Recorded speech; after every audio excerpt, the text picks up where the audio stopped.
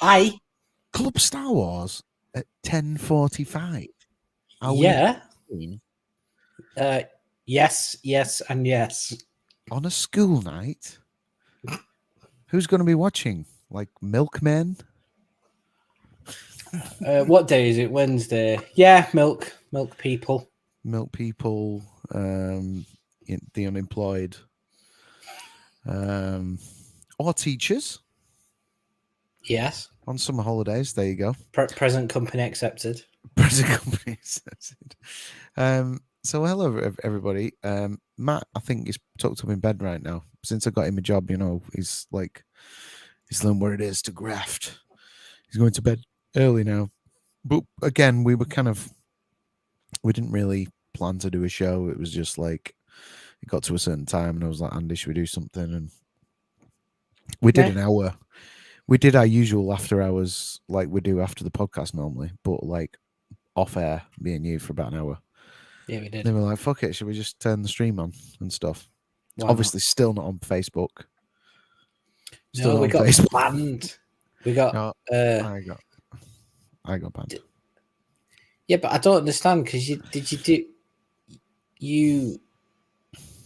it's your account that got banned, but Club Star Wars went down in flames with it. Yes. I think that's because you're the admin. Yeah, I think so, yeah. Are you not admin on the page? I don't know.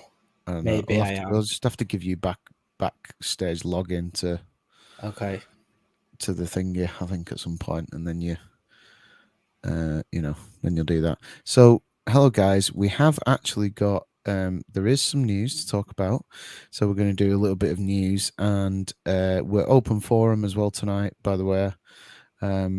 So whatever you want to talk about, if you want to come on air and join us, Andy's obviously not drinking. I'm drinking, despite the fact that drinking some. It actually does look like craft beer, that just without a head on it. Do you know what it is? Can you tell? Is it lemon Fanta or Lilt? Lilt, well done. Lilt. There you go. Do you know what? I know you know that I always complain about pop now because they basically ruined pop and put aspartame in it, and it just doesn't taste the same anymore. Yeah. Check this out. So Gina and Luna came back. I came back from work one day and Luna was like, Daddy, look what we got you. Look what we got you. I've got you a present. And it was a glass bottle of Iron Brew original flavour. Ooh. They're doing it as like a thing. It's become a thing, like a high-end thing. You can buy it in a glass bottle, original flavour, none of the fucking about with it. Oh, that's nice. I didn't know they still made it. I didn't. It's the first time I've ever seen it, and it was glorious, I have to say. Yeah. He was like, can I have some of that? No. Not really. Not really. It's too good. So, right, we pulled up a few bits and bats. The big, exciting kind of Star Wars news drop, I think we'll probably cover that one first, because I know you were... Hell yeah. You were very, very excited about this one. So let's do a light news segment for this one. Okay, here we go.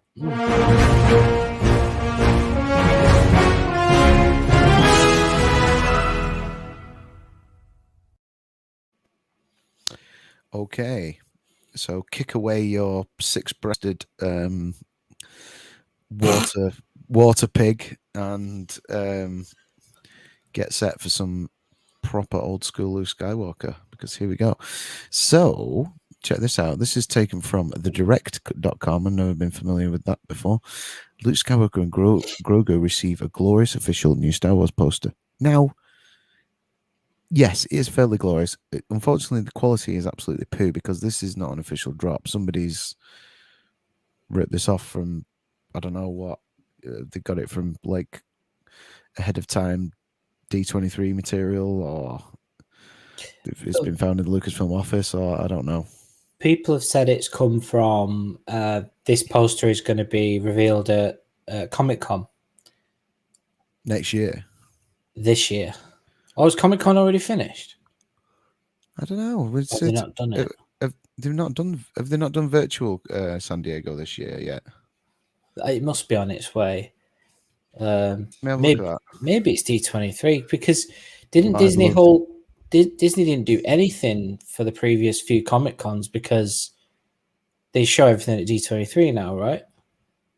Yeah, that's true. Mm.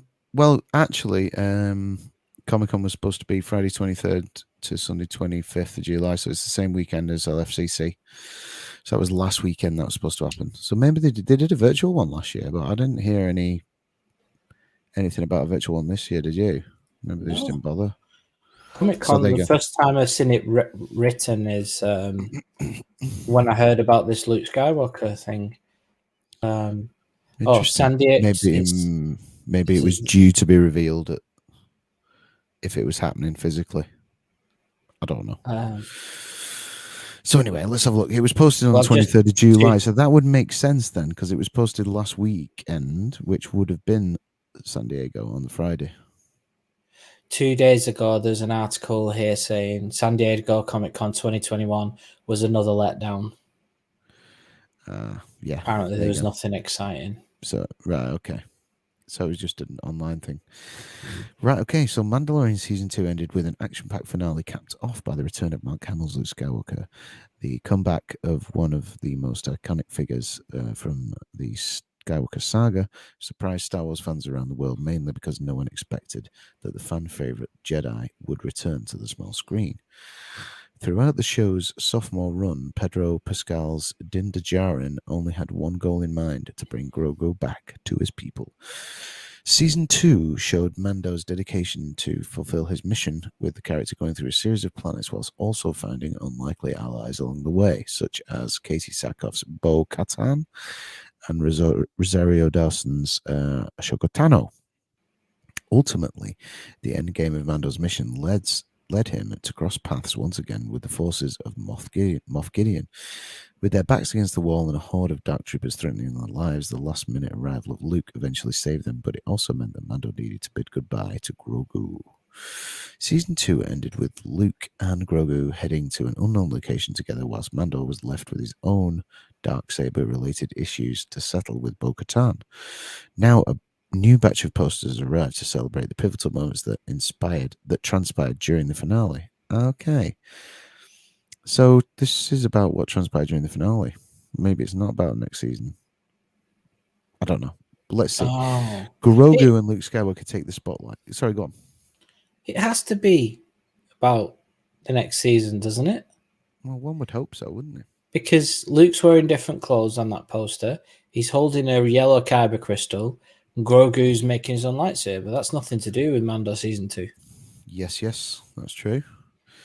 So in celebration of Comic-Con, it was Comic-Con at Home 2021, Trends International released 2 new The Mandalorian posters showcasing fresh looks at the titular bounty hunter, Grogu, and the returning Luke Skywalker. Created by Russell Walks, the first poster shows a preview of Grogu's Jedi training, with Luke somewhere in the galaxy, potentially hinting at the young Force user wielding a yellow lightsaber once his training is complete. Yellow lightsaber would be interesting, wouldn't it? Because that's... Yep. I know they kind of did that with Rey, didn't it? But I don't know the basis on that. Am I wrong in thinking that they decided to give Rey a yellow lightsaber because, like, the original Kenner had a yellow lightsaber? I don't know what the yellow thing was in Rise of Skywalker. The only people in the sort of Phantom Menace to Rise of Skywalker that had yellow lightsabers were the Temple Guards, who appear in the Clone Wars and Star Wars Rebels as well. So they had yellow lightsabers. I think the yellow was just to signify that they're not Jedi apprentices, masters, or knights. So it's almost like Kung Fu kind of. Sort of. I mean, George like never. And red belt and black belt, kind of. Well, you know the story. Sam Jackson said, "Who do I talk to about my color, my lightsaber color?" And he goes, "Good guys are green and blue, bad guys are red. That's just the way it is." Yeah. No purple lightsaber. Well, you might get purple. So cool. And then on Graham Norton, Sam expands that story. Purple's his favorite color, right? Purple's his favorite color. He said he I'm said, quite fond of purple. George said, "Why do you want it?" He said, "Well, do you know when I'm having that huge battle?" He said, "I want to be able to show people and go, that's me right there." And he said, "I want to be able to see myself in the middle of this, like 1,000 Jedi or something." And then on Graham Norton, he said, "I'll think about it." And then he said a week later, he called him in. He said, "I've got to show you this, Sam. Here's your new lightsaber. It's already causing a shitstorm online." So I remember people getting really upset about it. Do you remember they had like special character trailers for like TV spots? They call them, don't they? Little adverts. And Yes. they had one for every character on the Phantom Menace, and they carried on this trend with Attack of the Clones. I think there's like 20 of them, and they show like a different character each time, and they say things like what their rank is, where they are in the galaxy, what's their weapon of choice, and for Anakin it just says crystal lightsaber, Obi-Wan crystal lightsaber, and then for Sam Mace Windu it says Electrum lightsaber. Electrum. Yeah, and that's why it's a different color. Yeah, that never came to fruition. It's basically it is a kyber crystal. So I don't know what George was doing there. Maybe he was trying to keep the fans happy with kicking off. I don't know. Interesting. It's a weird one, wasn't it?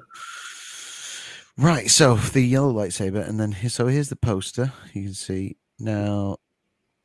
So it's like Luke's got the yellow kyber crystal, and those are the parts of the lightsaber that he's putting together. Right. Yeah. Yep. Cool. And Grogu's helping him out, and he's on a little. You can see Luke's lightsaber on his belt, his green one. You can't. Created by Joe Coronet, the second poster features Din Djarin wearing the dark saber whilst protecting Grogu from unknown threats. See, that I'm not crazy about. It kind of looks a bit like some of the cheaper sort of commercial print artworks for like Phantom Menace and stuff. Well, like what's interesting? posters. Yeah, if you look, the Dark Troopers are at the bottom on that one, and this poster looks way more like season. That's a poster for season 2. You've got it's like it looks for me like a commercial print celebration thing of season 2 that people could just buy. Yeah, but that one at the top, that looks new. Yeah, that's nice. That's why we're not seeing that. Also, if you scroll up a little bit on the Luke poster to the top, what's this? Yeah, I think it's the lid to his little pram. But at first I was like, is that meant to be Darth Vader or something? Or because of the lip on the top.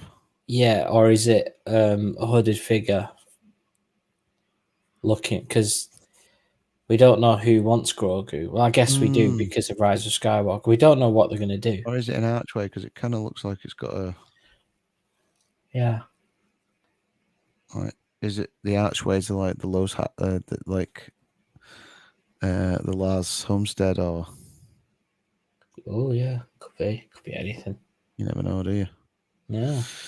So there you go. I don't really there's anything else we can pick into other than that. And like you say, he's got the lighter. Looks like he's got... I mean, it could be because of the light that's cast on it, but it looks like he's wearing lighter gear with the black underneath. That's pretty much his Last Jedi outfit. At the end of Force Awakens outfit. Yeah, it does look like that, yeah. But you can see on his sleeve, he's still got the dark, what he had on him thingy as well, hasn't he? Yeah, like a mixture. Only thing is, for me, the look here is very much Empire, not Jedi. It is. I was thinking that. I was Googling Return of the Jedi pictures. It's not.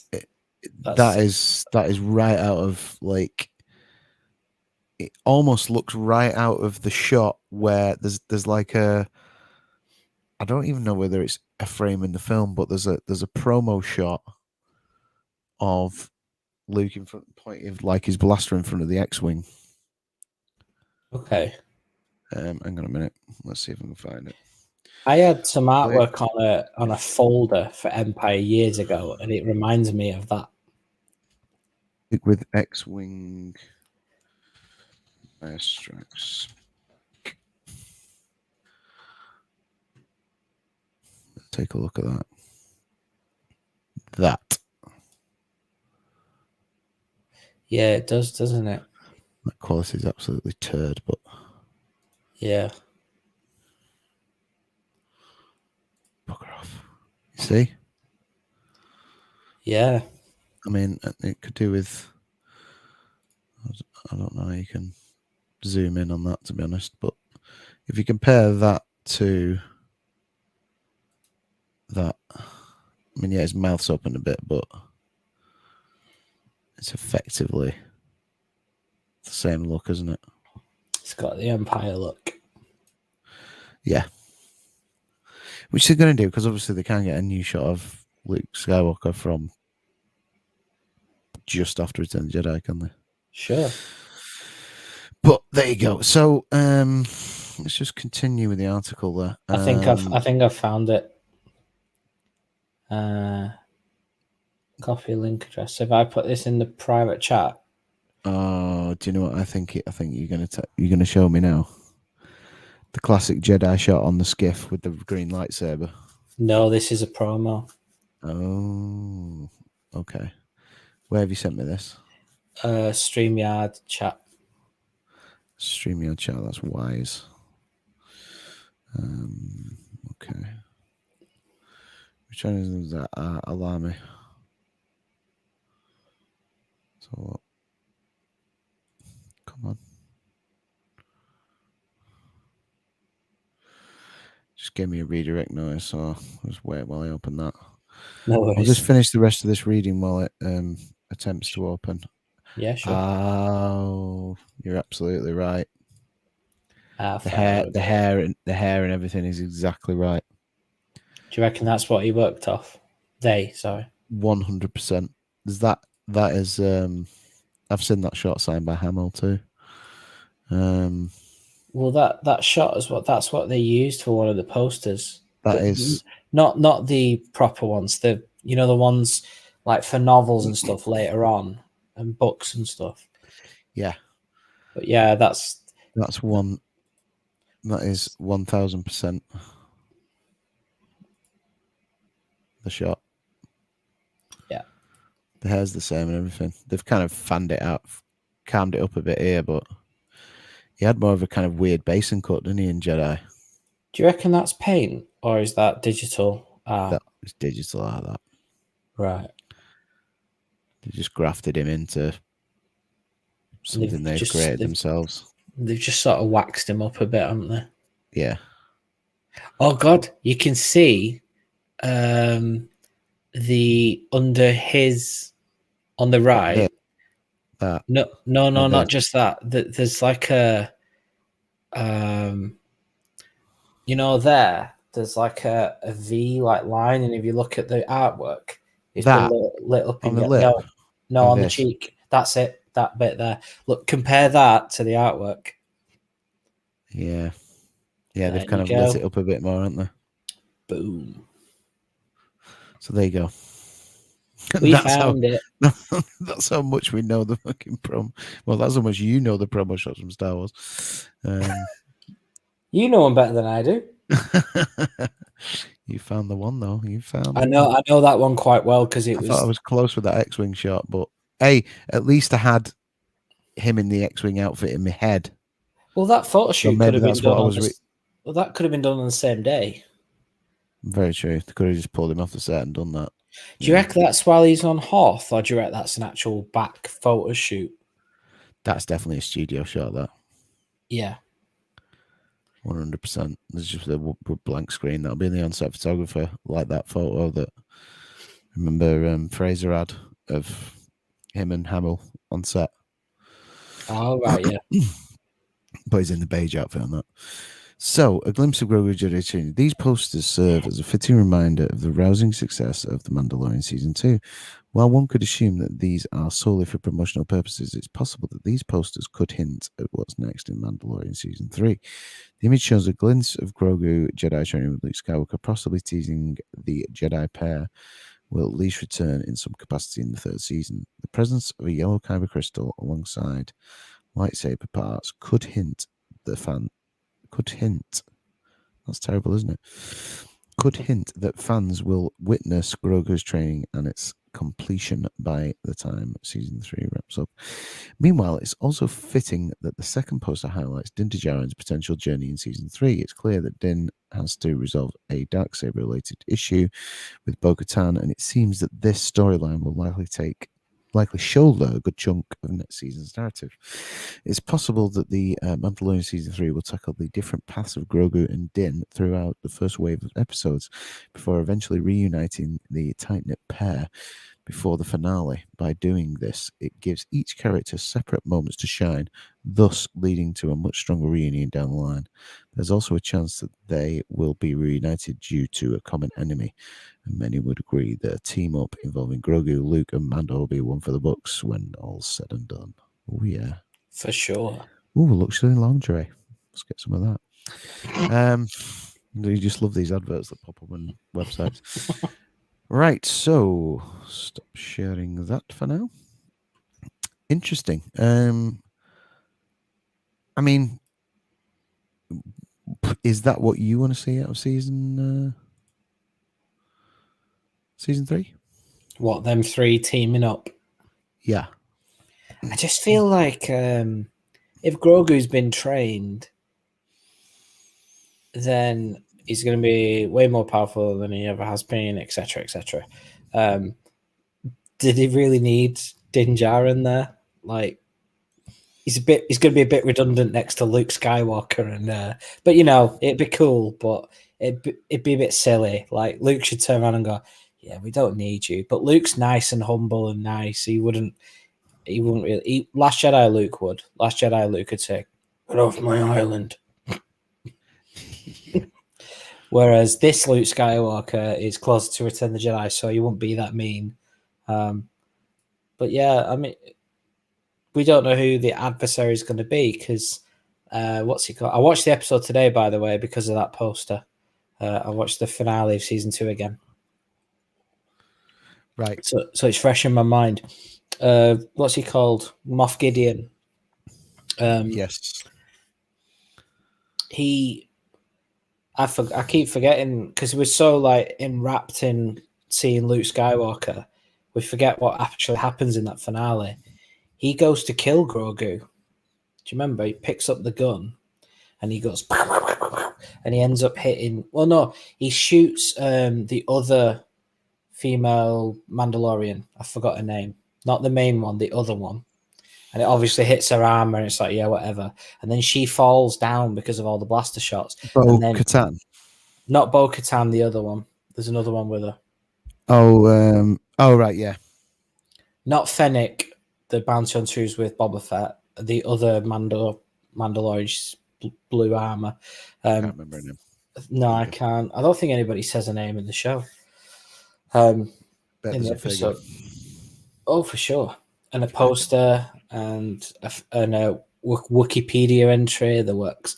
As my dad would say, a making of the book of the film of the making of the. Just endless. And you will buy all of them, Patrick. Anyway, go on. Of course.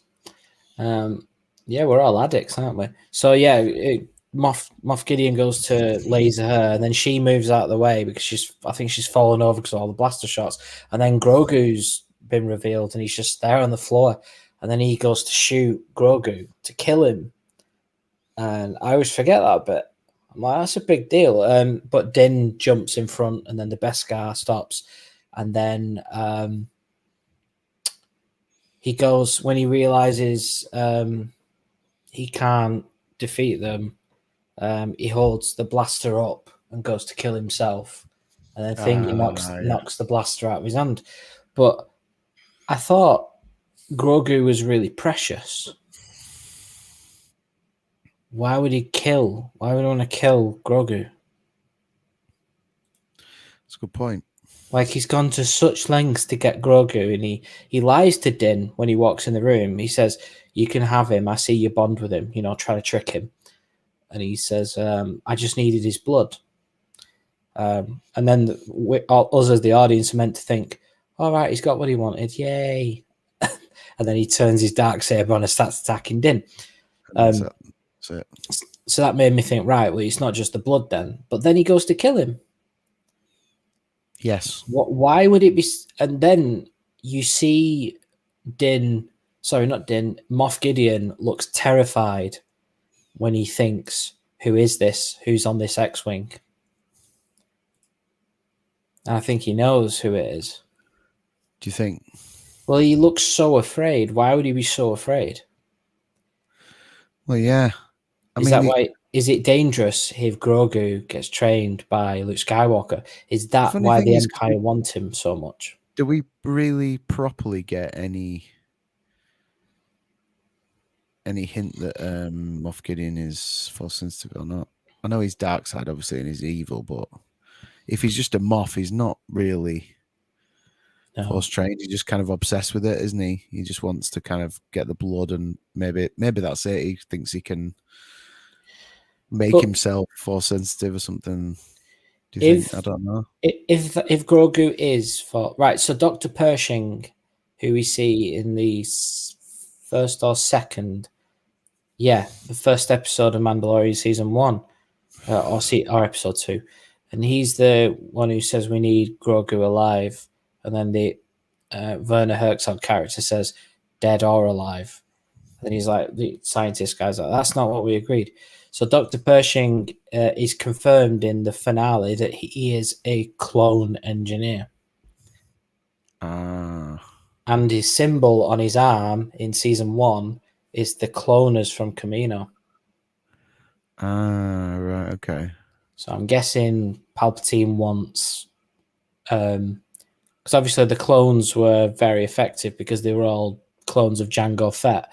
But we found out in the Bad Batch now that because Jango died in Attack of the Clones, his DNA is diminishing and the clones aren't as good. Hence why they had to move away from using clones to stormtroopers. That's my assumption. I mean, it makes sense. Mm-hmm. So just having Grogu's blood is not enough. They have to keep Grogu alive to keep the clones coming. But nobody's ever been able to clone essentially a Force user. Is this the Emperor's way of starting to do it? Because Supreme Leader Snoke, that style of thing was seen in Mando Season 2, wasn't it? In that, what's it called? That base somewhere randomly. And again, it wasn't heavily defended, which leads me to Moff Gideon's ship is a tiny light cruiser. If Grogu was so valuable to the Empire, why is that fleet not bigger? Why is he not on a Star Destroyer? Because that light cruiser is nothing, really, compared to a Star Destroyer. You can just send one of those slow bombers over to get him. Be right. No problem whatsoever. I mean, they got on there with 4 or 5 of them, stormed the whole thing, got Grogu. Obviously, Luke showed up with the Dark Troopers, but if it weren't for the Dark Troopers, that thing would be so defenseless. And I'm like, I thought Grogu was really precious. Maybe he's precious to Moff Gideon and not the Empire. I don't know, but maybe. I don't know. It's an interesting question. A Grogu clone army. Hello. I mean, they've done it. They've done it. Obviously, they've done it because you've got to make it believable that they can get in and try and get him. But yeah, maybe the old Luke Skywalker adage, you could use that as an excuse, I suppose. Your overconfidence is your weakness because it's like, oh, I've got these big fucking black robots, so true. I'm not fussed. I'm not worried. I mean, it's a good point you just raised. I didn't think of that. That if it was a fully fledged Star Destroyer, it'd be pretty silly if 5 or 6 people could overthrow it. No, but one undertrained Jedi can just arrive on like a single pod.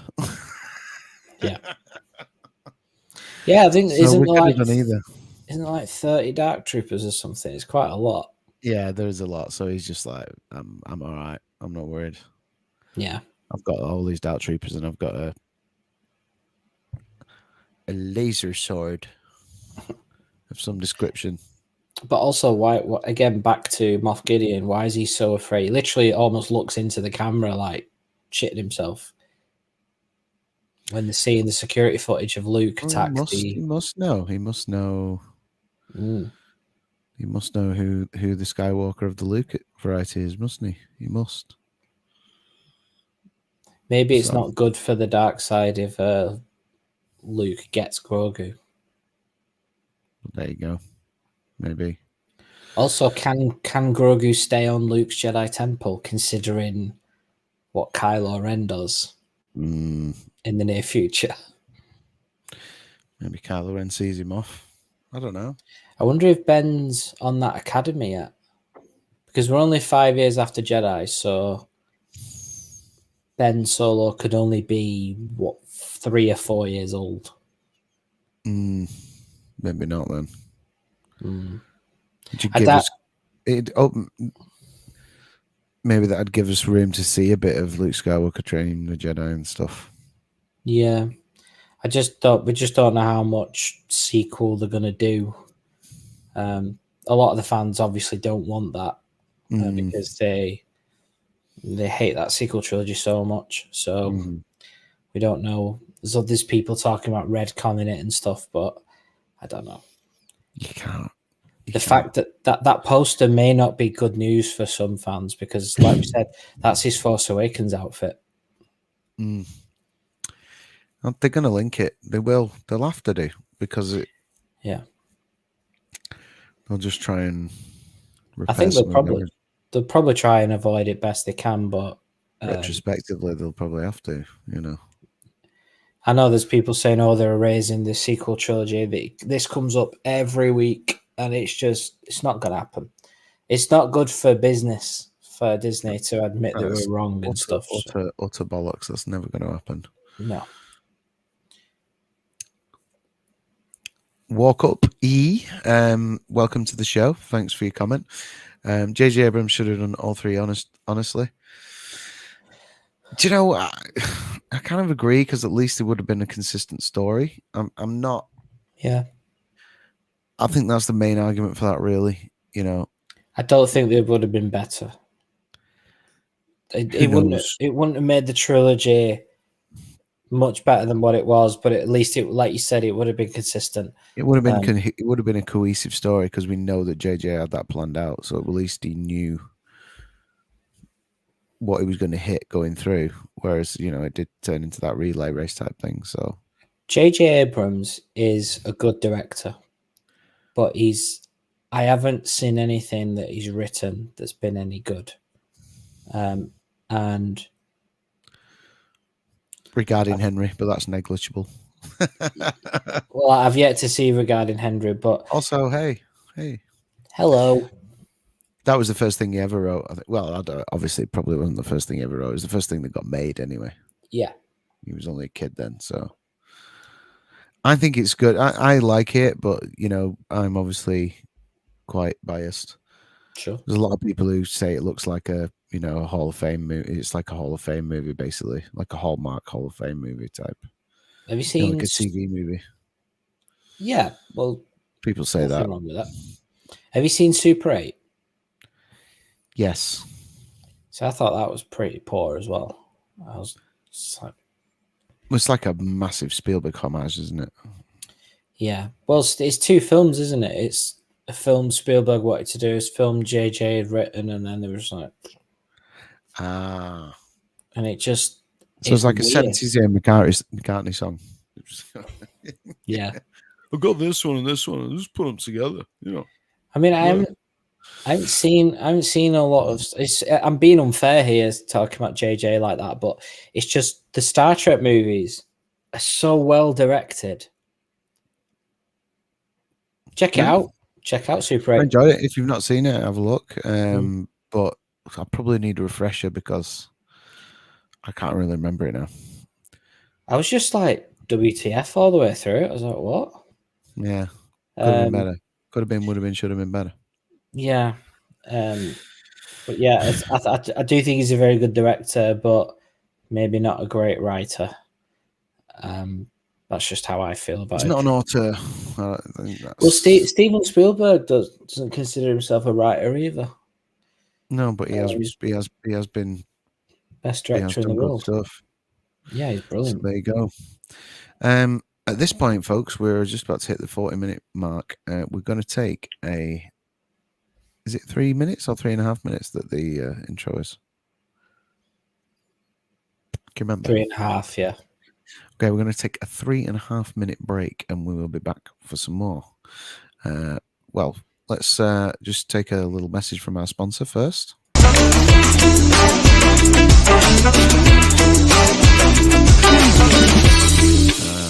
Which is not firing for some reason. It did. Did it? Yeah, it was very loud. It scared the shit out of me. Did it play all the way through? Yep. You talked over it, though, at the end. What? It just doesn't show, just not showing on my screen. So anyway, okay, we'll do this anyway and be back.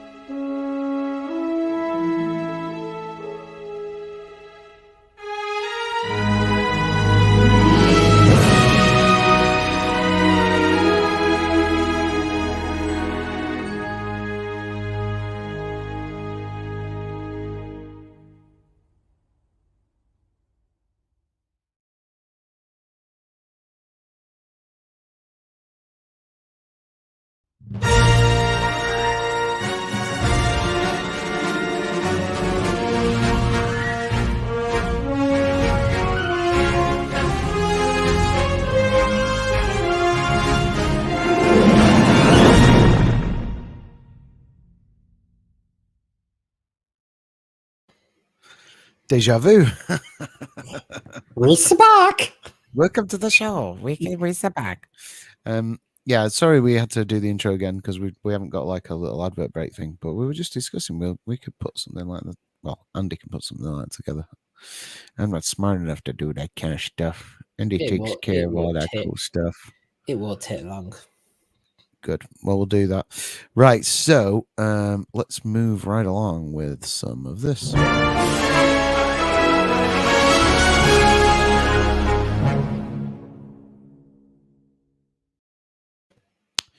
Cool. So more Luke Skywalker stuff. In case you were wondering what my break involved was, I managed to cook 2 really nice beers in my weird little hot and cold fridge. He's got a fridge that is a fridge and a microwave. Basically. And I put some really nice beers in there, and I was just like, oh, these are going to be so perfect by the time we're on air. And they were warm. So good. So they've been in the freezer for about 40 minutes now, so they're just beer lollies now. Beer lollies. It's a yonder brewing bit. You remember this one? I had this the other week. Oh yeah. Peach Peng. Is that a new one? Yeah, it's peach and green tea sour, 6% ABV. Oh, it's lovely. Right, so this is taken from stuff. Do you know this funny one? I was actually thinking of this today. So weird. What? Like Den of Geek used to be in my newsfeed all the time. Okay. Like I literally got all my news from Den of Geek, and it's just disappeared out of my newsfeed. I don't know what's going on. Oh. Looks like they've improved the site a little bit as well, because it used to be kind of, pop-up tastic, but it looks a bit less jarring now. Anyway, now this is kind of great news, just in terms of fandom being asked to get involved in the real thing. Yep. They didn't just ignore it. They were like, shit, that actually looks better than what we did. We'll go through the article, but this has got very good ramifications for me for other stuff too. But we'll get into that. How Star Wars deepfake seriously improves Luke Skywalker's cameo on The Mandalorian. The YouTuber behind the famous deepfake redo of Luke Skywalker's cameo on The Mandalorian has been hired by Lucasfilm. Lucasfilm climactic surprise arrival in The Mandalorian Season 2 finally delivered an exhilarating moment from the Star Wars fans during a saturated era of multimedia offerings. Yet the scene conjuring a Return of the Jedi era Mark Hamill was merely the latest example from Lucasfilm's industrial light and magic of digital de-aging technology, with which it previously wowed moviegoers in 2016's Rogue One: A Star Wars Story. However, impressive as it may have been, the execution clearly wasn't perfect, a notion subsequently driven home by a YouTuber who created a more impressive deepfake version of the Luke scene. The folks at Lucasfilm seem to agree with the assessment since they've hired the creator. The YouTuber, who goes by Shamook, revealed in a video comment that a mysterious recent drought of content on the channel was attributed to having been hired by Star Wars, stating, as some of you may already know, I joined ILM Lucasfilm a few months ago and haven't had the time to work on my YouTube content. The claim was subsequently confirmed to IndieWire, to whom a Lucasfilm representative sent a statement. In a refreshing change of practice, rather than the conventional big company method of issuing a petty, creativity-stifling copyright takedown request to hide the perceived embarrassment over being redone, Lucasfilm instead chose to make the ultimate concession about the deepfake superiority by adding the YouTuber responsible for its conception to its ranks. Industrial light and magic are always on the lookout for talented artists, and have in fact hired the artist that goes by the online persona Shamook, reads the statement. Over the past several years, ILM has been investing in both machine learning and AI. as a means to produce compelling visual effects work, and it's been terrific to see a momentum building in this space as the technology advances. There you go. I mean, it's so much better, isn't it? You can see that the life is there, isn't it? Yeah. Compared to that, that kind of looks like a waxwork, and that. Madam Two Swords. Yeah. So why has Shamuk's deepfake been so impactful? Contextually, it was because it offered an improvement on a cultural moment during the absolute height of its celebration. Indeed, the finale for The Mandalorian second season, The Rescue, made its Disney Plus premiere this past December 18, and immediately created a wave of viral frenzy over its fateful digital technology, digital cameo. However, as the fandom basked in the afterglow, the deepfake savvy YouTuber quickly went to work to improve ALM's remarkable, undoubtedly expensive, logistically extensive presentation. Impressively enough, the task would only take 3 days to accomplish. At which point, a shocking comparison video was posted on the channel, highlighting the at times glaring differences between the original and deepfake versions of Luke's cameo. If recent news stories about the dangerous global implications of inherently accessible deepfake technology didn't scare you enough, this moment had to give pause. Unbelievable. Oh shit! Did he do Rogue One as well? Wow, I didn't know that. My God, look at that. Do you want to watch it? Yeah, let's watch it. He totally cushed it, didn't he? Anyway, said differences between the original and deepfake scene might require some squinting, but they are apparent when focusing on key elements. This is especially the case in the deepfake's close-up shots, in which the features of Luke's face appear more organic in its shape, texture, and outlines. It contrasts with the original release, which showcases skin that seems slightly shiny, synthetic, over-rendered, as if it was copied over from a video game cutscene. Moreover, the deepfake depicts the blue in his eyes in a more striking form, giving them an accentuated realism with reflected light, which represents the most notable difference, since this does not even appear at all in the original presentation. Indeed, for a regular person with limited resources to match the work of arguably the industry's biggest effects house, ILM is impressive enough, but to actually top what was released in an accomplishment on an entirely different level. Tellingly, the video has thus accrued 2.25 million views, standing as a prominent example of the increasing narrowing divide between commercial and creator content.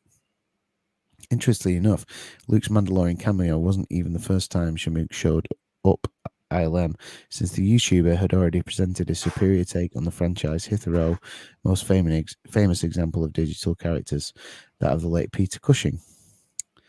And he's the guy who did the Han Solo Harrison Ford then, as well. So there you go.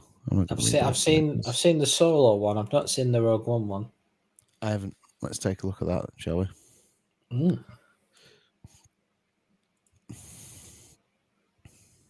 Probably get straight for this. You're not playing any audio though. No, it don't matter. We got struck last time. Remember that John Williams thing? Oh yeah. Wow, look at that. That does look better.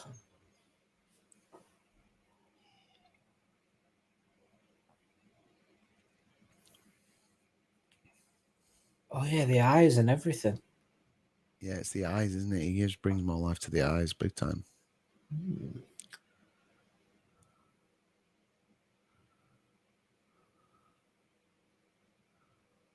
Wow. It's still distracting, but it is much better. Yeah. That's very, very good. Yeah. He's put the life in there. Yeah. That was missing. It's the eye. It's all in the eyes. It's so difficult to do, isn't it?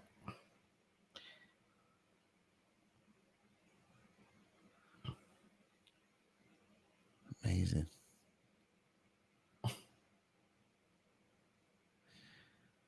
He went a bit kind of too wrinkly, and he kind of looks almost like Living Dead, doesn't he? In the other side, like the skin looks kind of.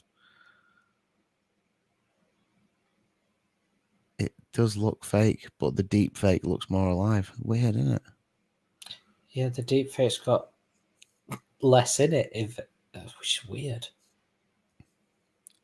Less is more. Maybe that's it. They just, when you're working on it for so long, you just Yeah, it doesn't overthink it. The CGI version Leia looks... needed massive improvements. She just didn't look good for me. No. That must be his deep felt Leia. That's so much better. Mm. Yeah, the lips were ridiculously red on the CG version. Yeah, it was a bit over the top. that was The actor who played Leia in Rogue One, she had dots all over her face. She had like the hair that you see in Dahlia. Oh yeah, well, she She's literally has lovely. She has the face. She's like the outline and everything is perfect. It was just the CGI. Excuse me, CGI. Well, she's blonde. She's blonde. Oh, is she? Yeah. If you see without all the layer stuff on, she looks very different. Let's go over to the comments. Hello again, Walk Up. The Luke Skywalker series is apparently being planned for Disney Plus. Tricky situation that you see. Are they going to just deep fake Luke Skywalker, or are they going to use thingy that everyone wants them to use? Sebastian Stan. I don't know. The CGI looked a bit off on Luke's appearance in season 2. Finally, Mando, particularly with the cheeks. Yes, I think the cheeks and the eyes is what these massively improved on with that. I think when the episode aired, looks too plasticky. Yeah, yeah, he did. I still thought when I watched Rogue One, I was still like, "This is really cool." It blew me away. That Tarkin, I was like, they'd spent more time on Tarkin and less time on Leia for me, and I was like, the Leia kind of looked crap, but the Tarkin I was really impressed with. But compared to that, it's like they've just pulled Cushing out of A New Hope, really, doesn't it? Absolutely. Leia was very last minute. You know that Kathy went to Carrie's house?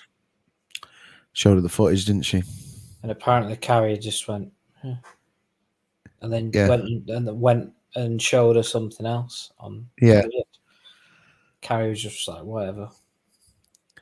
Yeah, I think she was probably. I think it's a difficult thing to. I mean, probably when you're of an age, looking at yourself as a younger person, it's probably quite difficult anyway, looking at your own performance. But then somebody's created a new performance of you that looks young, and you probably, particularly with the mental thing of Carrie and the depression stuff, and I think it would have just depressed the shit out of you. Yeah, probably. I mean, look, I can, just to kind of talk about it for a minute, like I can kind of identify that with that, it's like I made the decision to just go fucking grey, and it's like, I saw some pictures from playing on stage where they've got all these stage lights over you, and I just looked completely white. I was like, this is not good for showbiz, and that was always my kind of contention, I think, for putting color in my hair was like, it's kind of showbiz, isn't it? Everyone fucking dyes their hair, don't they? Okay. Harrison doesn't. No, he did for a bit for roles and stuff. He did have. Oh, I didn't know. And then he reached a certain age and was just like, I'm just grey for everything. Yeah. Fair enough, But he was older than me at that point. Look at Patriot Games and stuff. He was in his 50s, like he's still got dark hair there. It's clearly dyed. Yeah. And he dyes it kind of, you actually see him dye it, don't you, in the Fugitive and stuff. Mm-hmm. But what I'm saying is, there is I don't know, is this like a weird ego thing to talk about? I don't know. But no. I think you have a kind of, I don't know, it's almost like I think it's almost like a sense of grief, maybe. For like looking at yourself when you're younger and then seeing yourself older and thinking, like, I'm not going to recapture that ever. Like I could probably put colour in my hair and probably look the same. Yeah, but you know, you're kind of moving on. You're going forward. You know, you're going forward. You're never going to go back. It's not as depressing. You know, it's not particularly depressing for me. It's not something I think about all the time, but it's something you certainly consider. But I think for an actor or for somebody who's famous, like I'm not famous. You know what I mean? But I do see myself on camera and in pictures by, you know, from being on stage or being on podcasts or whatever. You do constantly, and you see how you change. But I think for somebody who's, you know, a movie star, to watch themselves age is probably not. It's probably more hard. It's probably more difficult.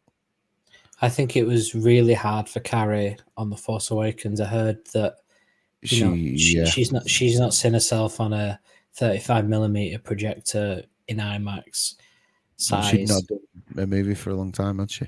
No. So like people at the time said Helen Mirren has literally just been working consistently. So she's seen herself on screen grow, whereas Carrie hasn't seen herself on the big screen since a long time ago. And that will have been hard for her. She cried, didn't she? Yeah, she was very upset. She watched it and she was like, "Oh God." That was the premiere, Force Awakens premiere. I think so. Oh no, they had a special. Yeah, they had a special screening at Bad Robot, I think. Yeah, and she was like, "JJ, you've got to make me look prettier," or something. Yeah. And shot her through gauze or something. I don't know. Unless they did digital work, I don't know what they did. Did they do something? I don't think they did. Did they? I think they may have done. Oh. I can't be 100%. Maybe they didn't. It is a big thing in these big movies, apparently. Them doing, what do they describe it as? CGI touch up. Just a bit of a lift. I think it'll be a thing now. Yeah, definitely. But going back to the deepfake thing and the fact they've hired this guy, for me, that is fucking great news for Indy 5. What? Oh, it's great news for Indy 5. I know they don't need to deep fake Harrison because he's there, but they are going to de-age him it's clear that they're going to de-age him for the 40 stuff. Yeah. And they're shooting without him at the moment. Yes. With stunt doubles and stuff. So there's probably going to, unless they're going to shoot him separately and graft all of him in over the double, which they may do. That's not outside the realms of possibility. The beginning of the movie, we might actually maybe spend a lot more time with young Indiana Jones than we thought. Yeah, post Last Crusade era Indiana Jones, it's going to be for me. I think it'll be 40. What year did the war end? Second World War 45. 45, yeah. So it's when's Last Crusade? Is in 44, isn't it? Is it? Is it that near the end of the war? It is close. What year is? It's shocking that I don't know that. But my obsessions for things don't always stretch to the year that the film is set in. Oh, it's giving me the release date, of course. I thought it would have been earlier than that. Because the Nazis were You're right. You are right. It's set in 1938. Yeah, that makes more sense with the Nazis in that movie. So you know, it could be any time between 38 and 45, couldn't it? Yeah. So, but either way, they're going to have to make him look like he did in Last Crusade or a tiny bit older than that. So the fact they've hired that guy is, for me, is good news for how convincing Indy 5 will be. Yeah. Just going back to some of our previous comments, what we were talking about and what Walkup is giving us here, and they're obviously going to use Sebastian Stan. Well, I mean, if they do another Luke Skywalker, if they do a Luke Skywalker series, like facially, he's probably the only choice. Good actor as well. You know, I'm not. Yeah, he is. He's good. Not completely closed off to that. I thought the CGI used for Leia looked perfect in Rogue One. Fair enough. I didn't think it looked that great. Looking at that deepfake version, I think it was a massive improvement there. I mean, the Leia thing suffered from the same thing that the Tarkin one. It was just waxy. which is what CGI faces look like. The thing is, those people who've made those CGI, they'll have painstakingly done that. It must have been very difficult. Like people will have. What I heard that happened on Rogue One is they said we like got one angle of like one frame of Peter Cushing looking good, and then he'd literally move in the next frame, and then a different angle a few frames later, and they said it just completely doesn't work. And what they have to do is create a model where a light can go all the way around him and it always looks like him, and a camera can go all the way around and it always looks like him. So the deep fake thing wouldn't, but you've got to remember that deep fake is I'm not just being disparaging of it or that guy, but that is being put on a performance that they've done. Yeah, sure. It is an upgrade. That thing was there, but yeah, sure. Could they just shoot somebody who looks a bit like them and then put that on? It's probably going to be the same effect. It's probably going to be as good. That deep fake of Luke and Tarkin and Leia. You don't need to do. What I'm saying is, you don't need to spend all that money on that CGI. Deep fake will work on just somebody's face. Yeah. Well, I suppose you have to have the proportions right. I think Guy Henry, who played Tarkin, he does the voice and he's actually on set. I think he's too tall for Peter Cushing. Maybe. Guy Henry's really tall. I've been in the same room as the dude, but I think he was sat down, so I didn't see how tall he was. He was at one of the Star Wars Fan Fun days. Oh. From all accounts, he's mint as well. Lovely bloke. Oh, he's great. Well, I know him from, he's Dr. Hansen, I think, from Holby City, and he's a great character. Just really stern and, okay. Like Tarkin. I didn't know you were a Holby City man. Well, my mum is, and I used to watch it with her. It's one of those, you just sit down on a I think Holby City was like a Tuesday night, you're eating your tea. And I used to watch it with my mum when it was Casualty. I used to watch Casualty. I watched that as well. Yeah. It's just one of those, you sit down and you're like, it's not something where I'm sitting down and going, oh my God, Holby City and Casualty. But you sit there and I'm like, I'm just gripped. You just watch it with good. Yeah, they're just good.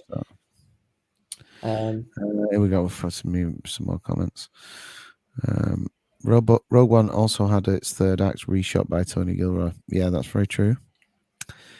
Very, very true. And you probably won't know this walk up, but we've talked about this in previous episodes. And if you go back through our YouTube channel, you'll see our interview with Spencer Wilding, who was one of the two actors to play Darth Vader in Rogue One. He talks about a little bit about the changes and the reshoots and stuff like that, because Spencer did play Vader in the movie, and if you look at the original trailer for Rogue One, there's a lot of Vader shots that didn't end up in the film, and most of the Vader shots that didn't end up in the film but are in the trailer were Spencer. And pretty much the only surviving shot, as far as we know, I mean, Spencer semi-confirmed it, didn't he? But he didn't want to be drawn too much on that. And we didn't want to really bring it up, too much, because, I've known Spencer a long time. He's a great guy. At the end of the day, he played Darth Vader. What does it matter what he did? But if we get into the nitty-gritty of it, as far as we know from kind of people we've spoken to and other fans, and based a little bit on what Spencer says, as far as we know, the only shot that survives of Spencer in Rogue One is him walking down the ramp when he meets Krennic. And the problem was that it wasn't any issue with anything that Spencer did. For me, like, you watch that shot and you watch him walking, like, and we said this to him, didn't we? It was like, we were like, you totally nailed the Prowse walk and stuff. And he was like, I wasn't even thinking about that. He said, you just put on the outfit and you inhabit Darth Vader. Mm-hmm. And I was like, wow, for me, I'd be paranoid looking at the footage and going, how do I recreate this? Mm-hmm. He's just gone, fucking put the outfit on me, I'll be Darth Vader. So it's perfect. respect, massive respect to Spencer for that, because it was perfect, wasn't it? You're right. If you watch the trailer, you see that shot of Vader walking towards Krennic, and it's obviously in its early stages, but the rendering behind him is a bit different. But he's walking very fast, and I don't know if they shot it with a high frame rate, because in the film it's really slow. Yeah, they could have slowed it, dialed it back a bit. And if you watch the cape, it does sort of unnaturally flow, like it's been slowed down. It's really cool. I love that shot. Yeah, it's great. So you're saying that Vader walking and then that's it, that first shot, or does he do the whole thing and walk away? Maybe a side shot, because what a mate of mine was saying was, you can tell the difference is that Spencer's obviously a big guy, but he's I would say kind of like me. People always say that I was like kind of barrel chested. Like Spencer's really barrel chested, so you can see the outfit kind of sits up quite high. Yeah. The plating on the front. Yeah. And then when you see the Prowse, the Daniel Prowse shots, who's the guy who did the bulk of the Vader stuff, and obviously he's a stuntman, so he did the big lightsaber duel thing, not duel, the corridor scene. You know what I'm talking about, the corridor scene. He's not as big. So my mate was like, if you look closely, you can see the disparity between the size of the person in the outfit. Yeah. I don't think it's quite as obvious as like Dave Prowse and Bob Anderson, you know what I mean? But it's there. But what I'm saying is, and just to give Spencer his due, as we were talking about, is, it wasn't Spencer's fault or anything that he got replaced or anything, but basically they'd done all the Vader stuff. They were carrying on shooting the movie. Obviously, Gareth was directing it. And then, the Lucasfilm thing that we've seen previously happened is that, he was, they moved on with the movie, and then Spencer's not let go, but, he's released from the movie because they've shot all this stuff. So he's moved on to another project. And then, whatever happened in Lucasfilm, we'll never hear the full story of what happened between Gareth Edwards and Lucasfilm, I'm sure. But whatever happened. And Tony Gilroy was brought in, and they decided they were going to do reshoots, do some more Vader, and do the climax and all that. Spencer wasn't available. Yeah. Because he moved on. So, Daniel Prowse was brought in. So, the bit where Vader's saying, you seem unsettled, the whole force choke Krennic scene, is that all Spencer? The whole Krennic scene? Yeah. Or Mustafar? I'm not 100%. Oh, right. From what my mate said looking at it, he was like, I think some of it's Spencer and some of it's Prowse, because I think they even reshot that. Okay. Because I think probably they obviously shot the speech, whatever it was, and then they changed whatever they did later on. So maybe some of that didn't make sense, and in the context of what they were doing in the reshoot. So, well, in the trailer you've mentioned, I think it's also that thing of where you've shot a scene and there's a certain amount of dialogue, and then you've shot other scenes which then don't exist. Yeah, like all the scenes with Spencer that have been cut. There's all that exposition that needed to be there in the previous scenes for that scene to make sense. So then you have to go, okay, how can we condense that and put it into something else so then it makes sense later on? So, that's probably what happened. Very easy to redub Darth Vader scenes. Yeah. Well, very easy. Yeah. Anyone in it was probably the Krennic. It was probably the Krennic side that they had to redo. Yeah. And if it's a 2-shot and he's in shot with him, then you'll need somebody in the outfit to do that. Also, and I think that's where it's obvious, because it's side on with Prowse and Spencer, so you'll probably see the disparity between the. Yeah. Gareth Edwards was. I'll come back to that. Sorry. So we're talking about the trailer before. There's a line where director Krennic, Ben Mendelsohn, says the power that we are dealing with here is immeasurable. And if you look carefully, he's saying that to Darth Vader. Vader was on the Death Star for quite a lot of the film, and there was a Star Wars celebration at London. They showed a special Rogue One trailer. Yeah, we should have seen that. Which I think got released later anyway, but re-edited. But the Vader shot, you see like a shot of I couldn't get into that panel, so I didn't. Yeah, it was. I heard it was pretty crazy. Yeah, I didn't get into that panel, and that was the thing. Was like, we even, because any of the ones we missed, if we'd finished for the day, me and Nick went back to the place we're in, and we were watching the panels on the iPad in the room. Right. But even the live stream version of it went blank at that point. We couldn't see it, so nobody but the people who are in that room have seen that. That's true. So back over to the comments. Cheers for sticking with us, Walk Up. I really like Vader's iconic humorous lines. Be careful not to choke on your aspirations. Yeah, me too. That was. I love it. He says, "Be careful not to choke on your aspirations, director." Yeah, It's great. Well, do you know in Robot Chicken they do obviously all the Star Wars movies that take the piss out of all of them. Well, parody them, but they do the Darth Vader Rogue One corridor scene as well, and it's just Vader doing all these like dad jokes, and he goes, "Oh Vader, you're so funny." And he goes, "Be careful not to trip." Cuts his leg off and does all this dad humor, and it's a response to. Some people had a problem with the whole Vader's like Darth Vader's not funny, and I'm like, well, it's in the spirit of Paddy's favorite line from Empire: "Apology accepted, Captain Nida." Vader does have a bit of a sense of humor, I guess. But it's more exemplified in Rogue One, sure, but I didn't think it was out of character. I thought it was pretty good. Yeah, I did. I really enjoyed that. Do you want to go a bit left field now? Just quickly, Gareth Edwards. Gareth said, what you may not realize in the original Star Wars movies is when Vader's talking to somebody, the camera will be over Vader's shoulder looking down.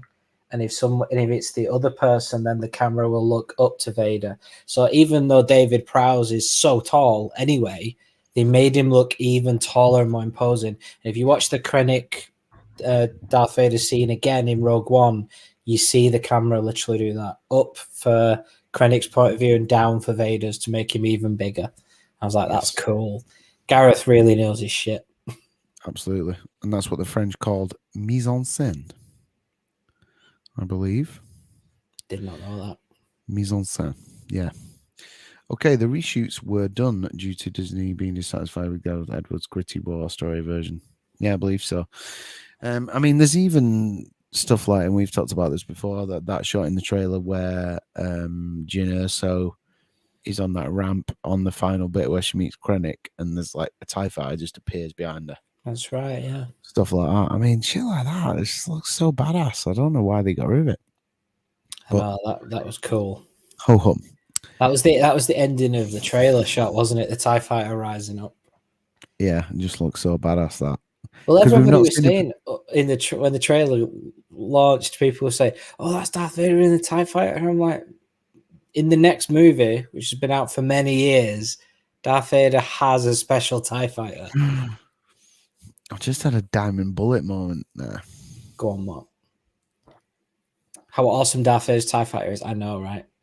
Yes, but the reason we were all creaming over that shot is the fact that it was the first time we've seen a character in frame with a TIE fighter or a ship really flying. Really. Okay. Certainly with the TIE fighter. Where did a character appear in shot with basically a TIE fighter eventually?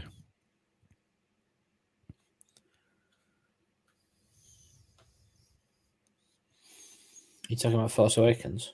Rise of Skywalker. Rey doing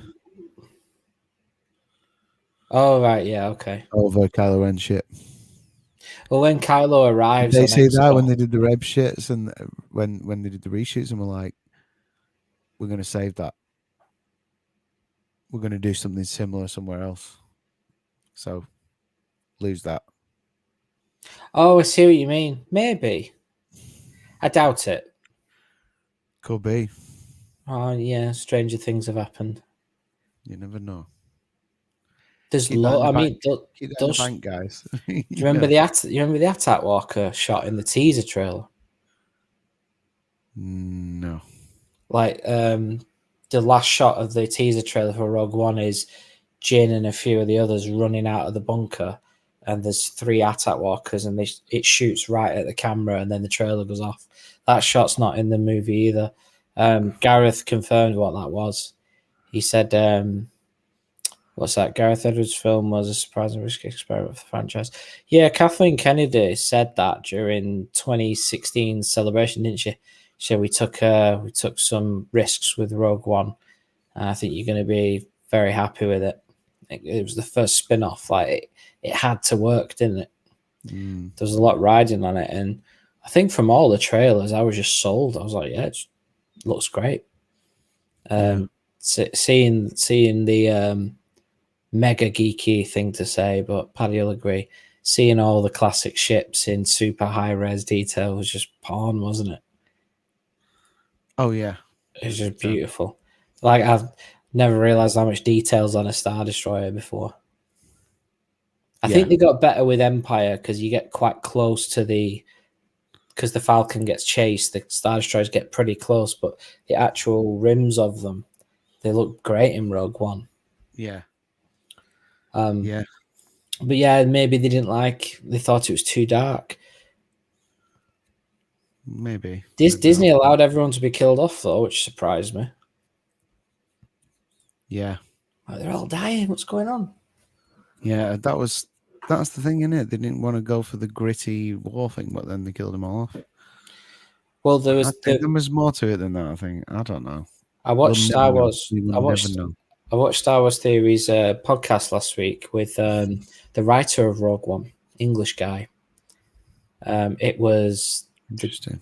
It was before, just after one of the football matches England played, because he had an England shirt on. That's why I remember it. But he was saying that he had a scene with Vader at the end of Rogue One, but he said he didn't write the corridor scene.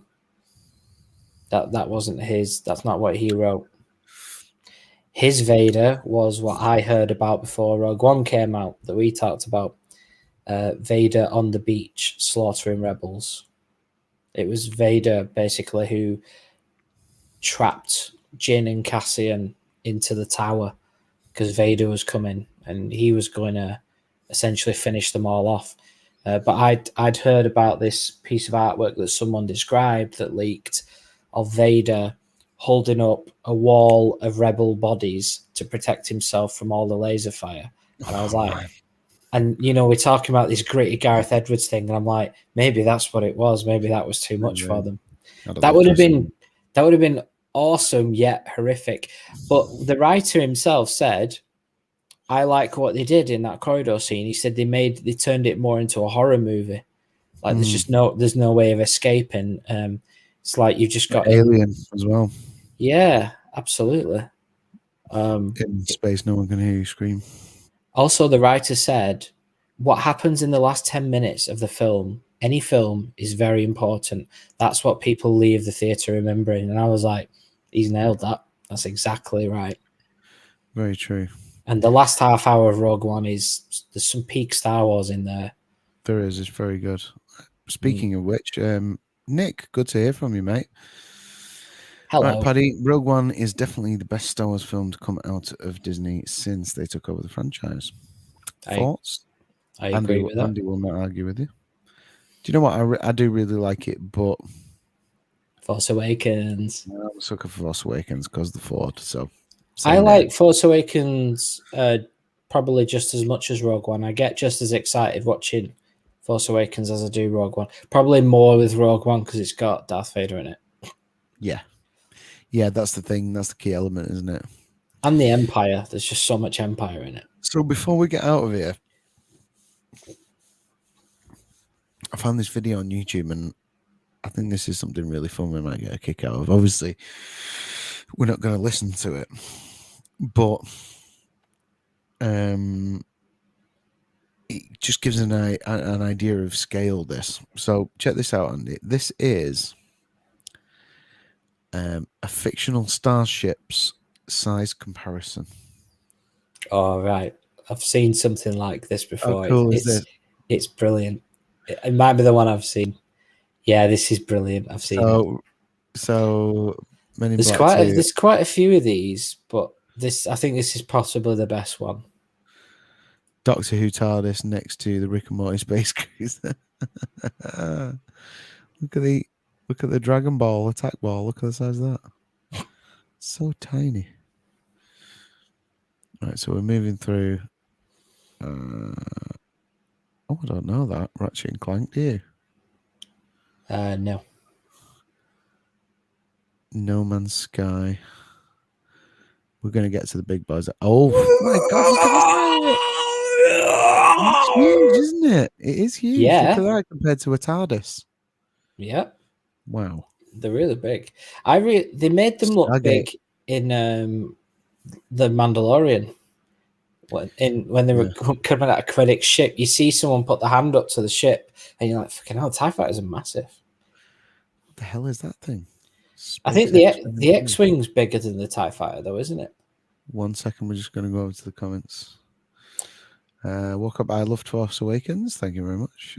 Me and Paddy did too. Was good, but not really what us original Star Wars fans. Yeah, I agree with that. Well, as a Harrison Ford fan, is exactly what I wanted, but as an original Star Wars fan, yeah, maybe not entirely 100%. I do remember when you realised it wasn't Han Solo flying the Falcon. There was a bit of a tut in the theatre. You're true. You're right there, actually. But for some reason, I knew before we saw the film that was Daisy. That was Rey. I knew it wasn't Harrison. It's a shame.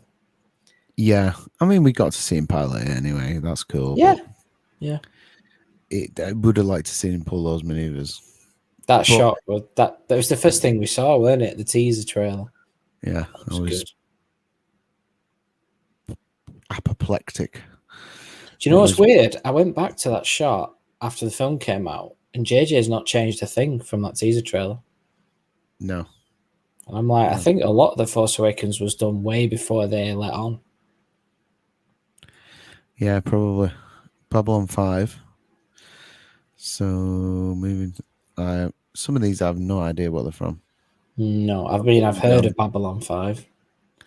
Yeah, Babylon 5 is a big pile of shit. Oh, wow, is that E.T.? E.T.? Shit? Look at the size of that! It's a big one. Fucking hell. This is small. Imagination. Oh, yeah, I know that. That's Neil deGrasse Tyson. Oh, Halo. I love Halo. We're into adverts now. Well, guys, we're not obviously not going to go through 45 minutes of this, but I just wanted to get. It's not 45 minutes. Look. Yep. Sorry, 12 minutes. Look at the Falcon compared to the ET ship. That's surprising. Yeah, this is really small fry, mate. You should see the sizes it gets to. It's ridiculous. I know, it's going to get this. I'm working towards your favorite. Mars Attacks. Look, that's bigger than the Falcon. Futurama. Futurama is almost bigger than the Falcon. That's disappointing. Oh. Moon rocket from Tintin. Space shuttle. Look how much bigger this actual space shuttle is than the Falcon. Space shuttle's huge. Never. No. It never has anything in comparison with it in shots, does it? Photographs and stuff. Oh, that's the Interstellar ship. Oh my. What's that? That's from Interstellar. Oh, right. Guardians of the Galaxy. You need to see that. Guardians of the Galaxy is a beauty as well, isn't it? I love Interstellar. It's great fun.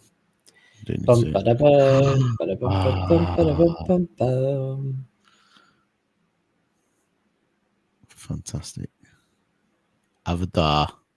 Avatar. Here we go. Sorry, we're talking about ships now, guys, but yeah, let's go back. Speaking of the Rise of Skywalker, I've heard rumors of an extended cut of the movie will be released in 2023 on Disney Plus. I really can't see it. I'd like to see that. I can't see that happening. Might fill in a few of the gaping plot holes, but I can't see it. International Space Station's bigger than the Falcon. Oh, Prometheus, look. That's huge as well. It's a big one. Well, it's originally from Alien, isn't it? But I don't know that Mass Effect, do you? No, I've not played that game. Big Ooh. Hello. Love that film. Don't know what that is. I don't. Hitchhiker's Against the Galaxy. Don't know these. I don't. Let's spin through some of these. Don't like cabbage. Come on, let's get past these. Don't know what cabbage is. Oh, hang on. Oh, the Enterprise. So the Enterprise is way huger than the Falcon, isn't it? Yep. It's still Way, small way fry. Look at the Avengers. Oh my goodness. Nostromo. The Nostromo's bigger than the Enterprise. Yeah, it's kicking off now. Oh yeah. You're right. Babylon 5. Dun, dun, dun, dun, dun. Yeah, it's all getting big now. You know, there's one of these videos for the universe, and it's quite depressing, actually. Enterprise D. That's massive. Look at that. Patrick Stewart. Sorry. What, from the Picard series? Yeah. No, that's from Star Trek Generations. Sorry, Star Trek: The Next Generation. Wow, the Red Letter Media boys absolutely decimated Picard, didn't they? Yep. That's a Romulan ship. Fucking. These are tiny. Which You tell me Star Destroyer is going to be the final one. No, it's not that big. Star Destroyer is only 1.6. In fact, Star Destroyer should be next. It's 1.6. Star Galactica is reassuringly huge. Yeah. That makes me really happy. There it is. 1,600 meters. Wowza. And then what? What the hell is that? From Sunshine. You've got the Death Star and stuff coming up, and like Vader's Executor ship. Spaceballs. Of course, the Spaceballs one's Avatar. Look at that. Borg cube. The Borg cube. Oh, is that Death Star coming up? Death Star is 120 kilometers in diameter. The first one. I just see a ball coming up. Oh no, it's not even the Death Star. That's that Halo style game. Is that Super Star Destroyer coming up? Yep, that's the Executor. Oh my god. Yeah, it's debatable that because its size changes depending on which book you read. Okay, we'll keep going. We're going back to comments. So ID4. There were rumours that JJ was not happy with the theatrical release. There were rumours that George Lucas was trying to reshape the ending, but his contributions were released. Yeah, we talked about that. That's Supreme Leader Snoke's ship at the back. Definitely don't think he was happy. Well, that one. Supremacist, that's his, yeah. I definitely don't think he was happy. Plus, he didn't get to shape the overall story, so... And the Death Star's come in. What the hell is that? The Tet Oblivion. Elysium. Or is it the film? I don't know. Elysium's a film, isn't it? Yeah. Oh, no, Elysium is, yeah. Star Trek. Oh, Death Star's coming up pretty soon, I think. Should be 120 kilometers because I'm sad. I don't know. I think it's bigger because if that's 160, oh no, it's same size 160. Death Star 2 was 160. There you go. Death Star 1 was 120. Again, it depends what Gone with the bigger one then, haven't they? What's this? Death Star 200 apparently. Nah, that's wrong. And that's the mothership from ID4. Wow. And that's I don't know what that is. I like Halo. Star Killer. So it's bigger. There's always a way to do that. Wow. I mean, we just basically sat marveling at this, but it is quite cool. Anyway, if you want to watch the whole video, we're live on YouTube. a podcast. We're just started. We're just doing this on air. Forgot. It is cool though, isn't it? It's very enjoyable. Absolutely. Anyway, let's come out of there. Let's wrap it up. I think we've probably done enough for Star Wars Late Night Cantina. It's nearly 12:30. Just back to, I feel like I've ignored those comments. Just right, extended Rise of Skywalker. Yes, JJ wasn't happy. No one was happy. Like look at the. You can just tell they're not that buzzing in the. You are correct. Oh right, yeah, that film. I thought it was they were talking about a game. Will Disney waste money making an extended version? Probably not. I did hear though that there's that much. I mean, they could sell physicals, but we know that's coming to an end. Well, yeah, they don't like it. Will we ever see? The Rogue One deleted stuff. If we were going to see a Rise of Skywalker extended, we'd see the Rogue One extended. I know what people would vote for on that if that was the binary option, A or B. Rogue One. Every time. I mean, I'm practically a Star Wars shill. I like everything, but Rise of Skywalker, yeah. Subpar. Palpatine being in it, that made me excited. But it essentially is just that whole throne room scene is just another Return of the Jedi ripoff. It's ridiculous. Yeah. So bad. Car. Yeah, let's not get into that. Anyway, let's not do.